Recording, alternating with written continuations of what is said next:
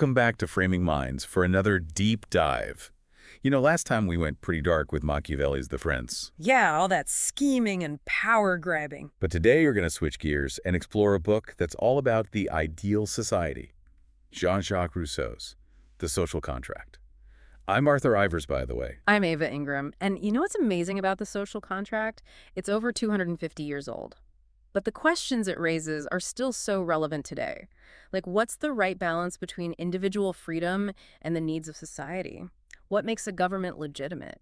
Rousseau's ideas still spark debate even centuries later. Absolutely. And one thing that really struck me about Rousseau is that he doesn't just talk in abstract theories. He uses tons of historical examples, especially from ancient Rome, Yeah. to really bring his points to life. It's like he's saying, hey, look, this stuff actually matters in the real world. And he uses figures like Romulus, the legendary founder of Rome, to show how societies form and how power dynamics work. So fascinating.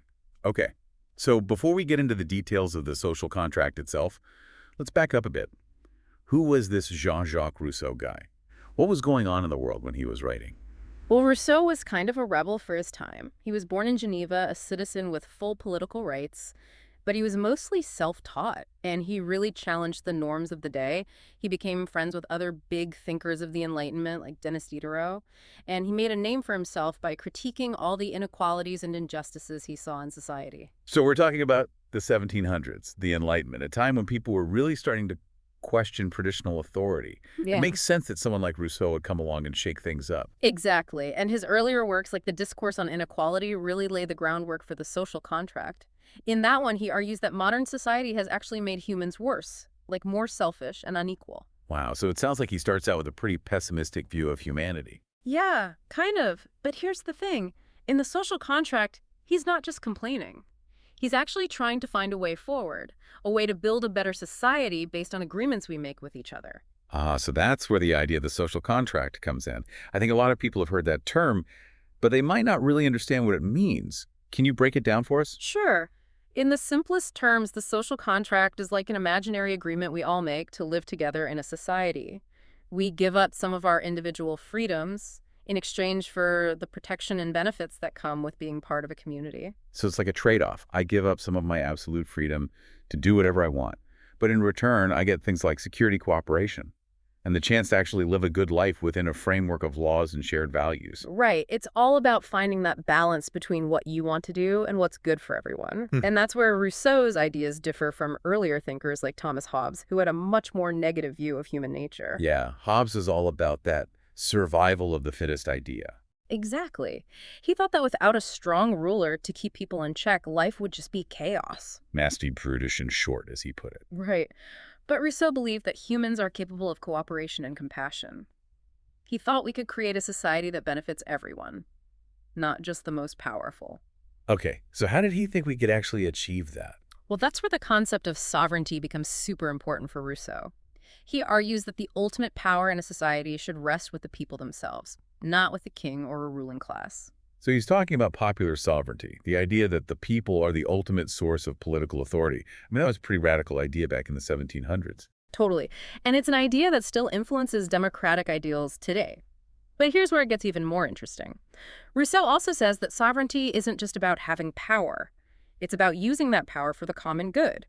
He even uses this example from ancient Sparta, those hardcore warrior types. Well, Spartan kids were actually encouraged to steal food as part of their training. And it was considered totally fine because it was allowed by the state, which represented the will of the people. So the people have the power, but they have to use it responsibly for the benefit of everyone. And I guess that's where the idea of the general will comes in, right? Exactly. The general will isn't just about adding up everybody's individual wants and desires. It's about figuring out what's truly best for the community as a whole, even if some people don't agree. Okay, that sounds tricky. How do you even determine what the general will is when you have so many different opinions and interests? Well, that's a question that's been debated for centuries, and we'll definitely dig into it more. But Rousseau believed that through reasoned discussion, through citizens talking to each other and really thinking about the common good, the general will could emerge. So it's like a process of collective decision-making, guided by this shared commitment to the well-being of the community. That's pretty idealistic. It is. But it's also a powerful idea. And it leads us to another big question. If the people are the sovereign power, Where does government fit in? Right. Isn't government just another form of power over the people? That's a great question. And it gets to the core of Rousseau's ideas about government. He believed that government is necessary to carry out the general will, to put those collective decisions into action, but he was also really wary of the potential for government to become corrupt and abuse its power. So it's not enough to just have a government.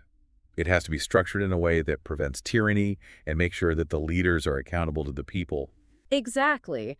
And remember, Rousseau was drawing a lot of inspiration from the history of ancient Rome, a society that had experienced both incredible civic virtue and terrible corruption. He saw in Rome's successes and failures valuable lessons about how to build a government that truly serves the common good. Okay. So we're starting to see how Rousseau's ideas about the social contract sovereignty, the general will, and government all fit together. They're all interconnected, like pieces of a puzzle. But let's unpack that Roman connection a bit more, because it sounds like it's key to understanding his whole argument. You're right, the Roman example is crucial. Throughout the social contract, Rousseau uses figures like Romulus, the founder of Rome, and Numa Pompilius, who established many of Rome's religious institutions, to illustrate his points. He analyzes how those early leaders shaped Roman society, and how the institutions they created either strengthened or weakened the social contract over time. So he's looking at Roman history as a kind of case study, a way to see how these abstract ideas about power and governance actually played out in a real society. Exactly. And by examining the rise and fall of Roman institutions like the tribunate, which was designed to protect the rights of the common people, he draws conclusions about how to prevent corruption and make sure that government actually serves the general will. This is getting really fascinating. I'm already starting to see how Rousseau's ideas are still relevant to us today. You know how they can help us understand the challenges we face in our own societies? Absolutely. And there's so much more to explore. We've only just scratched the surface of the social contract. Yeah. One thing that always strikes me about Rousseau's take on ancient Rome is that he doesn't just talk about the emperors and the big battles. He really gets into the nuts and bolts of their institutions, like the tribunate. Oh, yeah. Yeah. You mentioned that before. Can you remind us what that was all about? Sure. So the tribunate was this special body within the Roman government. They were elected by the common people, the plebeians, to represent their interests and protect their rights from the more powerful patricians. Okay. So kind of like a watchdog, making sure the government didn't become too tyrannical and actually listen to the concerns of ordinary citizens. Exactly. And Rousseau thought the tribunate was crucial for maintaining that balance of power. He saw it as a really clever way to prevent any one group from becoming too dominant. It's like a real-world example of checks and balances, something we still talk about a lot in modern democracies. Right. Rousseau was all about finding practical solutions, to ensure that the general will was actually being carried out. And he thought the Romans, at least for a while, had some good ideas about how to do that. So we've talked about the social contract sovereignty, the general will government, and all these examples from ancient Rome. But what's the takeaway for us here in 2024? Why should we care about a book that was written centuries ago? That's the big question, isn't it? I think one of the most important things about the social contract is that it makes us think critically about the relationship between individual freedom and the common good. It's easy to get caught up in our own desires, our own individual pursuits. But Rousseau reminds us that we're all part of something bigger, that we have responsibilities to each other and to the community as a whole. It's like he's saying, look, you can't just live in a society and take all the benefits without considering the needs of others. Exactly. And that idea is so relevant today. When we're facing all these global challenges like climate change, the general will makes us ask, what are we willing to do together as a society to solve these problems that threaten all of us? Even if it means making some individual sacrifices. Yeah, it's a powerful reminder that our choices, even seemingly small ones, can have a ripple effect throughout society. That we have this responsibility to use our freedom wisely, not just for ourselves, but to the benefit of everyone. And another key takeaway is that we can't just set up a government and then forget about it. We have to stay engaged, holding our leaders accountable, making sure they're actually serving the general will. Rousseau was pretty skeptical of any form of government, even democracy. If it wasn't carefully structured and constantly monitored by the people, he'd seen how power can corrupt, even with the best intentions. Like he uses the example of Appius Claudius, a Roman consul who tried to rig the system for his own gain. He's basically saying, don't just assume that things will work out. Be vigilant, be informed, and be ready to speak up when you see injustice or corruption, which is a message that resonates just as strongly today. Absolutely. We can't just take our freedoms for granted. We have to work to protect them and make sure that the systems we live under are truly serving the common good. Which brings me to something I've been wondering about. We've talked a lot about what Rousseau thought about government back in his day, but what do you think he would make of our world today? What would totally blow his mind? What would make him cringe? Oh, that's such a fun question. I think part of him would be just amazed by how far we've come. Like the fact that we're even having this conversation, that we live in societies where people can openly debate ideas, Hmm. where we have democratic processes, where individual rights are, at least in theory, protected. Exactly. But I also think he would be pretty horrified by some of the things he'd see. Like the massive inequalities, the Mm. environmental destruction, the way technology can be used to manipulate and divide people. It's like a mixed bag. We've accomplished so much, and we've also created a whole new set of problems that Rousseau could never have even imagined.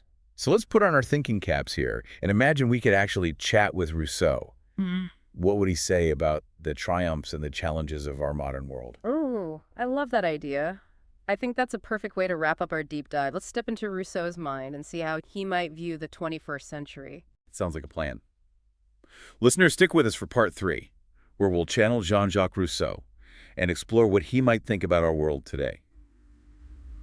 All right, so picture this. Jean-Jacques Rousseau steps out of a time machine Hmm. right here in 2024. What's the first thing that hits him? I think he'd be completely overwhelmed by the sheer size and scope of everything. Remember, he's from the 18th century.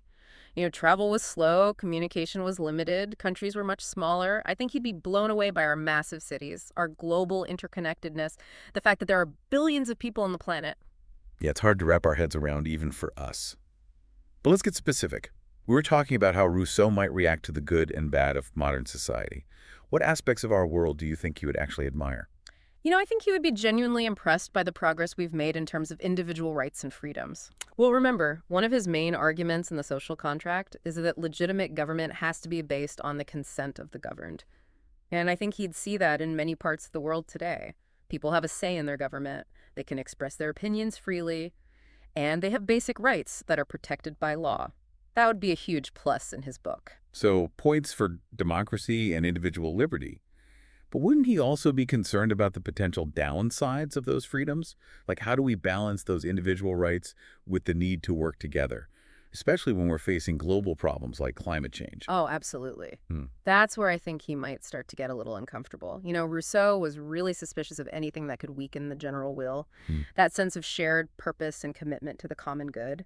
And I think he might look at our world today and see a lot of individualism, a lot of people just focused on their own interests without much regard for the collective well-being. It's kind of like that old saying, your freedom to swing your fist ends where my nose begins. We have all these freedoms, but they come with responsibilities. Right. And I think Rousseau might worry that we've become a little too fixated on our individual rights, and we haven't quite figured out how to balance those rights with the needs of society as a whole. He might even point to social media as an example of how individual voices can sometimes drown out the general will, creating echo chambers and amplifying divisions. That's interesting because Rousseau didn't have Twitter to deal with. But he was definitely concerned about the potential for factions and special interests to distort public discourse. And I think he'd be pretty disheartened by the level of political polarization we see today. Yeah, for sure. I think he'd see it as a sign of a deeper problem, like a decline in civic virtue. Yeah. That sense of shared values and commitment to the common good that he thought was so essential for a healthy society. So if Rousseau were here with us right now, what advice do you think he would give us? How can we bridge these divides, strengthen our sense of community, and make sure that our individual freedoms are actually contributing to the common good? Well, I think he'd start by reminding us that the social contract isn't a one-and-done kind of deal. It's an ongoing process, a conversation that we need to keep having as a society. We need to be willing to engage in thoughtful debate, to listen to each other, and to find common ground even when we disagree. It's about finding that balance again Right. between individual freedom and collective responsibility. Maybe it starts with recognizing that we're all connected. The choices we make affect not just ourselves, but the whole community, even the planet. Exactly. That's the essence of Rousseau's message, I think. He's urging us to think beyond our own narrow self-interest and to consider the well-being of everyone, both now and in the future. It's a tough challenge, but it's more relevant now than ever. Absolutely. Well, listeners, I hope this deep dive into the social contract has given you all something to think about. Rousseau's ideas might be centuries old, but they still have the power to challenge us. to inspire us, Yeah. and to help us make sense of our complex world. Thanks for joining us on Framing Minds.